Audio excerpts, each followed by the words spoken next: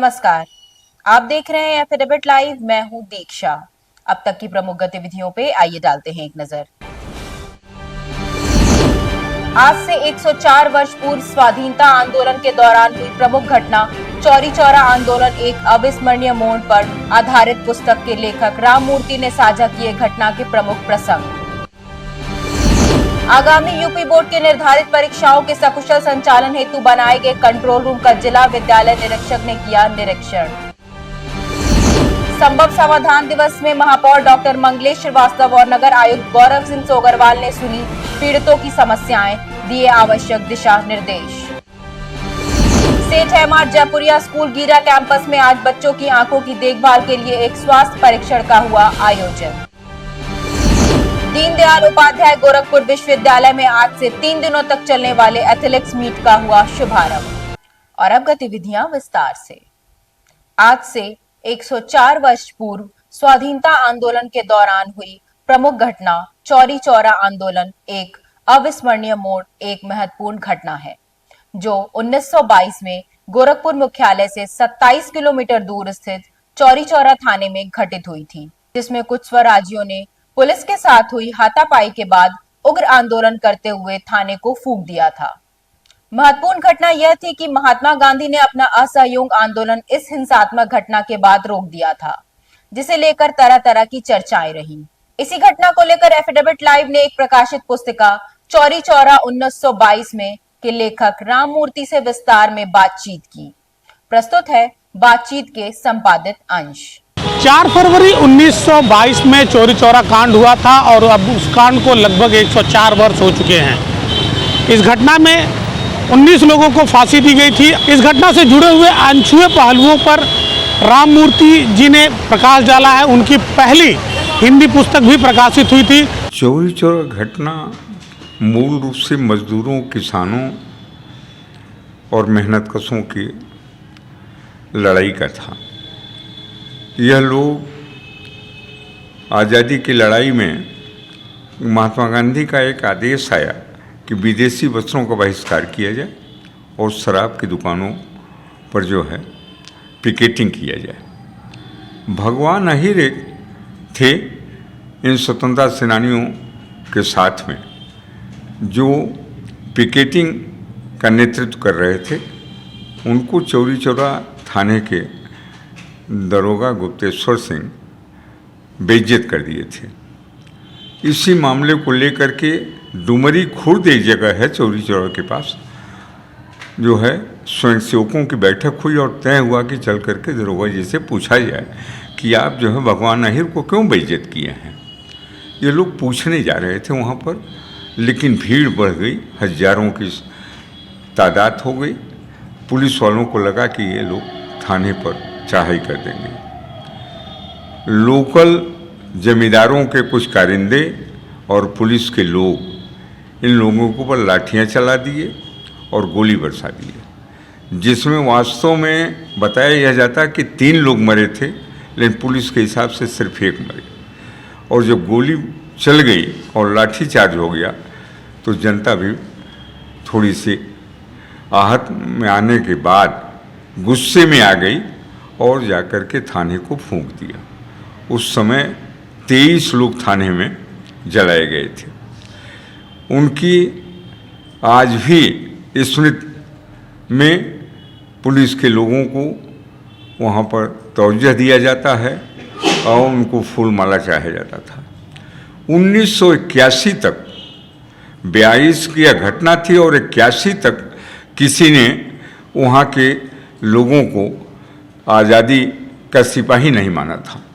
इस मामले को लेकर के पिपरीडी ट्रेन डकैती के नायक कामरेड जामिन अली झारखंडे राय के द्वारा इस मामले को उठाए और ये मामला उठा था 4 फरवरी 1981 को इलाहाबाद में स्वतंत्रता सेनानियों का सम्मेलन हो रहा था चंद्रशेखर आज़ाद की 50वीं बलिदान दिवस पर। वहाँ पर इंदिरा जी ने झारखंडे राय को सुझाव दिया कि राय साहब आप वहाँ के लोगों से जुड़े हुए हैं और वहाँ की स्थिति को देख करके हमको अवगत कराइए, फिर उस पर देखा जाता। हम 1981 में पुस्तक लिखे थे और पुस्तक का नाम था चौरी चौरा 1922। ये हमारी उस पुस्तक का टाइटल रहा है। और इसको लिखने का हमको सुझाव कामरेड जामी लेनी ने दिया था, जो चौरी चौरा वहाँ पिपरीडी ट्रेन डकैती उन्हीं के नाम से मुकदमा चला था। उनको 26 साल जेल की सज़ा हुई थी और उस कांड में उनकी गिरफ्तारी का पायनियर ने छापा था 1934 में। वो कटिंग हमारे पास नहीं है, गायब हो गया मेरा बैग, उसी में उनकी कटिंग का था। और रामकृष्ण खत्री और मनमथनाथ गुप्त, दो जो इनके काकोरी कांड के शहीद रहे हैं, उनके बारे में हमारे पास मिला था।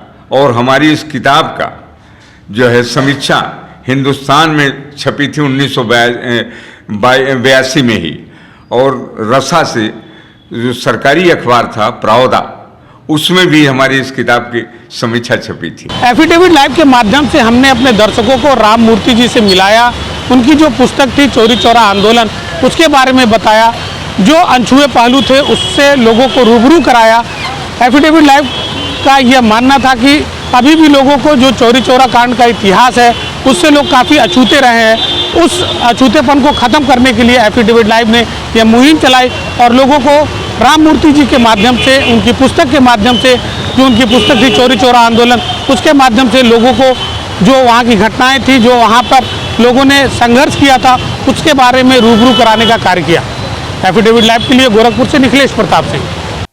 राज्य कर्मचारी संयुक्त परिषद का सम्मान एवं शपथ ग्रहण समारोह आज संपन्न हुआ। समारोह में नई कार्यकारिणी को शपथ दिलाकर इस बात का संकल्प लिया गया कि विभिन्न संगठनों से संयोजन कर कर्मचारियों के हित में कार्य किया जाएगा। नई कार्यकारिणी के पदाधिकारियों को संगठन के प्रदेश अध्यक्ष JN तिवारी ने शपथ दिलाई। संयुक्त परिषद, राज्य कर्मचारी संयुक्त परिषद के संविधान में बनाए गए सभी नियमों एवं प्रतिबंधों का पालन काम करूंगा। मैं अपना नाम लीजिए, अमरनाथ यादव। पद का नाम लीजिए, अध्यक्ष राज्य कर्मचारी संयुक्त परिषद जनपद शाखा गोरखपुर। यह शपथ लेता हूँ कि संगठन के नवनियुक्त जिला अध्यक्ष अमरनाथ यादव ने अपनी प्राथमिकताओं की चर्चा करते हुए कर्मचारी हितों में हर संभव प्रयास करने की आवश्यकता जताई। जनपद शाखा राज्य कर्मचारी संयुक्त परिषद का जनपद शाखा का पदाधिकारी को शपथ ग्रहण समारोह था और प्रदेश से पदाधिकारी हमारे JN तिवारी जी आए, जो प्रदेश अध्यक्ष है राज्य कर्मचारी संयुक्त परिषद के। कर्मचारी हितों में हम लोग हमेशा काम करते रहे हैं और आज भी हम उसी परिवेश से अपना विचार बनाए, कर्मचारी हित में काम किया जाए। कर्मचारियों की तमाम समस्याएं हैं तो संघर्ष करके हम यहाँ तक पहुँचे हैं। तो कर्मचारियों के लिए तमाम ऐसी जो सुविधाएं उन्होंने दिलाए हैं, कुछ कटौती फिर संघर्ष करेंगे। आगामी यूपी बोर्ड की निर्धारित परीक्षाओं के सकुशल संचालन हेतु बनाए गए कंट्रोल रूम का निरीक्षण जिला विद्यालय निरीक्षक डॉक्टर अमरकांत सिंह ने किया। उन्होंने जिले के सभी स्कूलों का लाइव मॉनिटरिंग करते हुए उन 280 विद्यालयों की जानकारी प्राप्त की जहां स्कूलों का लाइव ट्रांसमिशन करने के लिए कैमरा इत्यादि लगाए गए हैं।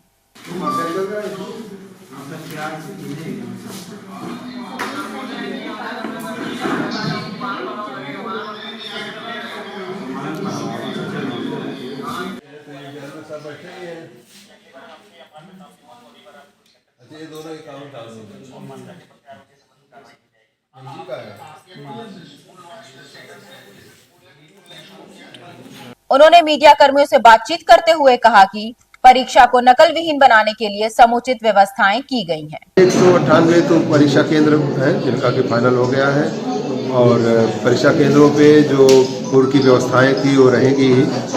और इस बार ये किया गया है कि जो कंट्रोल रूम में जो परीक्षा केंद्र पे एक हमारा स्ट्रांग रूम होगा, स्ट्रांग रूम के साथ जो एक स्टेटिंग मजिस्ट्रेट, बार केंद्र व्यवस्थापक की उपस्थिति में प्रश्न पत्र रिसीव कराए जाएंगे। उन्हीं के माध्यम से उनका वितरण कराया जाएगा और अगर कोई किसी तरह के कोई इसी के साथ इन तीनों में से दिक्कत होती है तो बिना जिला विद्यालय निरीक्षक की अनुमति के उसमें से कोई भी परिवर्तन नहीं कर सकते। और इसके अलावा सारी ऑनलाइन कराने की जो व्यवस्था है, रिकॉर्डिंग है, जो मास रिकॉर्ड की बात है, सारी चीज़ों की व्यवस्था सुनिश्चित कराएंगे। सर कितने तारीख सर एग्जाम शुरू हो रहा है बच्चों का? जी सर कब से शुरू हो रहा है परीक्षा? परीक्षा हमारी जो लिखित परीक्षा 24 फरवरी से शुरू होगी, जो 12 मार्च तक चलेगी। सर नकल को रोकने के लिए क्या क्या प्रयास होंगे? नकल रोकने के लिए अब इतना सिस्टम हो गया है कि आपने देखा होगा कि विगत वर्ष भी पूरी की तरह से साफ व्यवस्थाएं हुई हैं, और इस बार भी हम लोगों ने प्रिंट बनाने से में भी ये देखा कि कहीं वो जो अच्छी छवि के हैं, अगर कहीं से भी कोई शिकायत भी आई थी तो ऐसे केंद्रों को हम लोगों ने छोड़ दिया है। तो इसलिए जो अच्छे सेंटर हैं उनको किया गया है, और पूरी तरह से हमारे जो सचल दल है, वहाँ के जो स्थापक हैं, स्टेट मजिस्ट्रेट है, जो जिलाधिकारी महोदय के माध्यम से भेजे जाएंगे, उनकी उपस्थिति में और कंट्रोल रूम से CCTV की मॉनिटरिंग कराएं, उनकी निगरानी में हम परीक्षा कराएंगे और सकुशल संपन्न अच्छी होगी। प्रत्येक मंगलवार को नगर निगम में आयोजित होने वाले संभव समाधान दिवस में आज कई प्रकरण प्रस्तुत हुए, जिसमें महापौर डॉक्टर मंगलेश श्रीवास्तव और नगर आयुक्त गौरव सिंह सोगरवाल ने पीड़ितों की समस्याओं को सुना और संबंधित अधिकारियों को निराकरण के निर्देश दिए।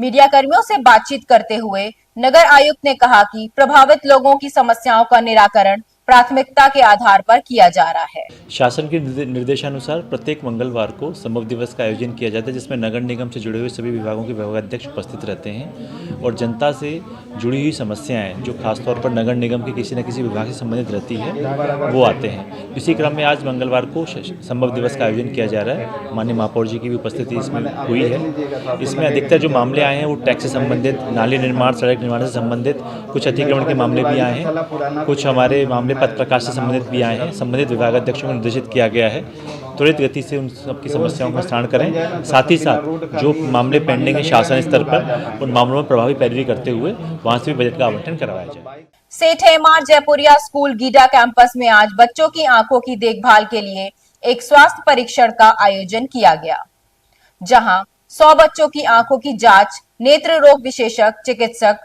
मोहम्मद जैद ने की। इस संबंध में चिकित्सक मोहम्मद जैद ने बताया कि इनमें से 19 ऐसे बच्चे पाए गए जिनमें दृष्टि दोष की समस्याएं थीं, जिन्हें उचित उपचार की सलाह दी गई।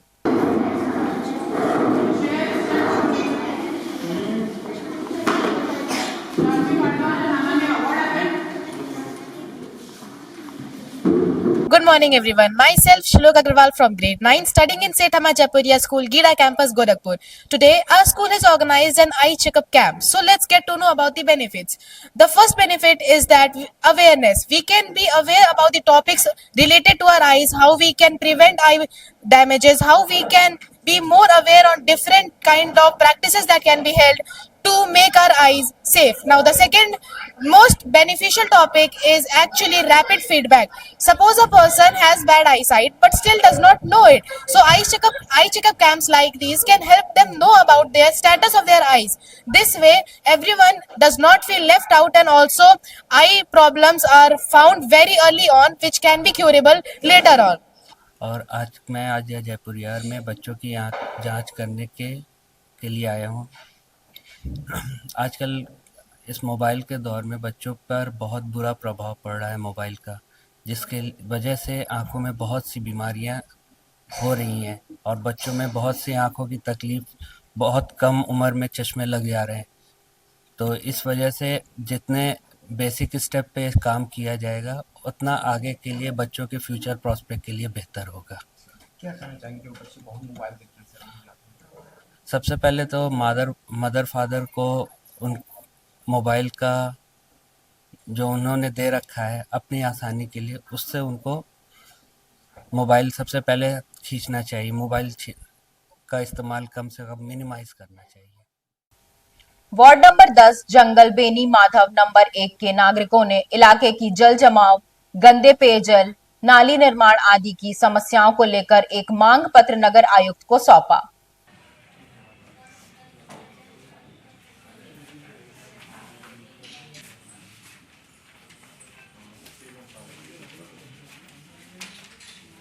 समस्याओं के संबंध में महिलाओं ने मीडिया कर्मियों से बातचीत करते हुए कहा कि विगत कई वर्षों से इस क्षेत्र के नागरिक समस्याओं से जूझ रहे हैं और अब तक इसका निवारण नहीं हो सका है। हम लोग इतना परेशान में हैं जो तबीयत खराब हो जा रहा है। और नहाने धोने का, मांजने धोने सब पानी हम लोग उधर उधर कर फेंकते हैं इधर उधर। प्रधान लोग कुछ सुनाई नहीं करते हैं हम लोग का, गरीब मनई का। और सड़क के किनारे जो है वो पानी इतना पौली भर लगा है, बच्चे लोग गरमा जाते हैं। सब कहते हैं जो बनेगा बनेगा, ऐसा ही करते करते 2-3 साल बीत गया।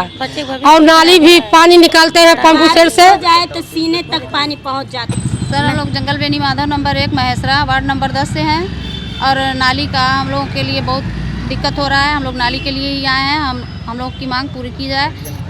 काफ़ी दिनों से हम लोग उसी में मतलब गंदगी को लेके बहुत परेशान हैं।